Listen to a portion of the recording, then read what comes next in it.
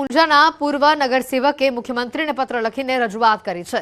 જન્મ મરણના દાખલામાં પડતી મુશ્કેલી અંગે પૂર્વ નગરસેવક ભાવેશ પટેલે રજૂઆત કરી છે।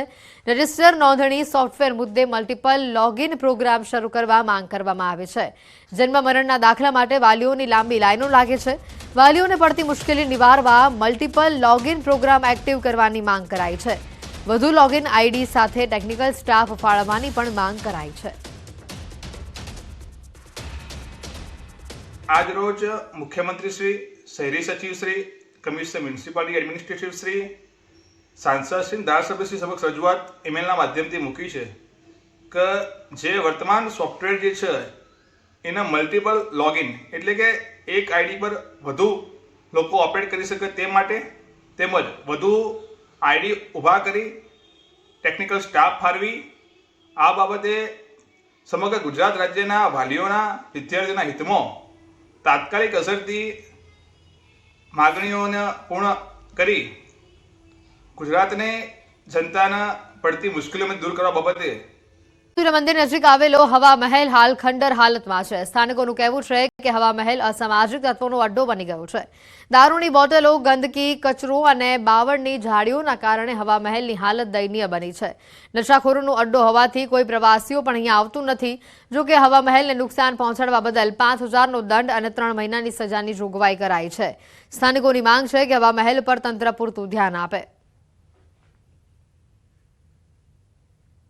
ભારતની ધરોહર એટલે મોટેરાનું સૂર્ય મંદિર અને એનો જ એક આ ભાગ છે હવા મહેલ।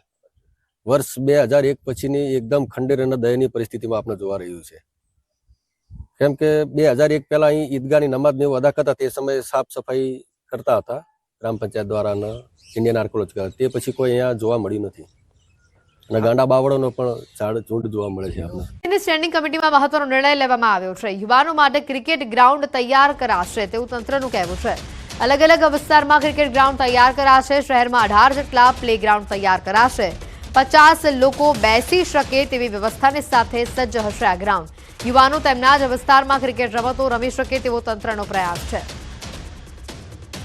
लगभग महानगरनी अंदर 6 जोननी अंदर 18 जग्याए क्रिकेटना ग्राउंड અને સ્પોર્ટ્સની એક્ટિવિટી માટેના નક્કી કરી દેવામાં આવ્યા છે। આ ગ્રાઉન્ડો તૈયાર થઈ જતા તેની પાછળ કમ્પાઉન્ડ વોલ, 50 લોકો બેસે એવી સિટિંગ વ્યવસ્થા અને ચેન્જિંગ રૂમ, આ બધી વ્યવસ્થા ત્યાં આગળ પૂરી પાડવામાં આવશે। આવનાર સમયગાળામાં 6 થી 7 મહિનાની અંદર આ તમામ ગ્રાઉન્ડો એ તૈયાર થઈ જશે। પહેલા પોલીસ સતર્ક થઈ છે। સુરત શહેરના પાસાના આરોપીઓની ઓળખ પરેડ યોજાઈ। પોલીસ હેડક્વાર્ટર પોલીસ કમિશનર अनुपम गहलोत पर हाजर रहा। महत्वनी बात यह है कि 31 ने लईने पुलिस द्वारा खास एक्शन प्लान तैयार करवामां आव्यो छे। समग्र शहर में पुलिसनो लोखंडी बंदोबस्त राखवामां आवशे અને ડ્રગ્સ અને દારૂ પીધેલા લોકો સામે કડક કાર્યવાહી પણ કરવામાં આવશે।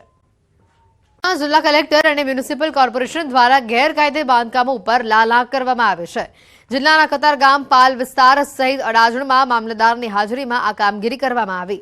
મહત્વનું છે કે સરકારી જમીન પરથી આવા અવૈધ દબાણો દૂર કરવા અને વિકાસના આડે આવતા અવરોધોને દૂર કરવા માટે આ કામગીરી કરવામાં આવી।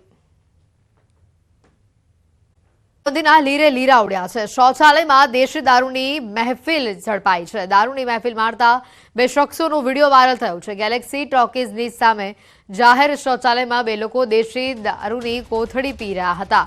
વાયરલ વિડીયોની પુષ્ટિ ન્યૂઝ 18 નથી કરતું। હાલ આ વિડીયો વાયરલ થઈ રહ્યો છે। રાજકોટમાં દારૂબંધીના લીરે લીરા ઉડી રહ્યા છે। ફરી એક વખત દારૂબંધીના લીરા ઉડાવતો આ કિસ્સો સામે આવ્યો છે। આ વિડીયો વાયરલ થઈ રહ્યો છે। શૌચાલયની અંદર દેશી દારૂની કોથળીઓ જોવા મળી રહી છે। વાયરલ વિડીયોની પુષ્ટિ ન્યૂઝ 18 નથી કરતું।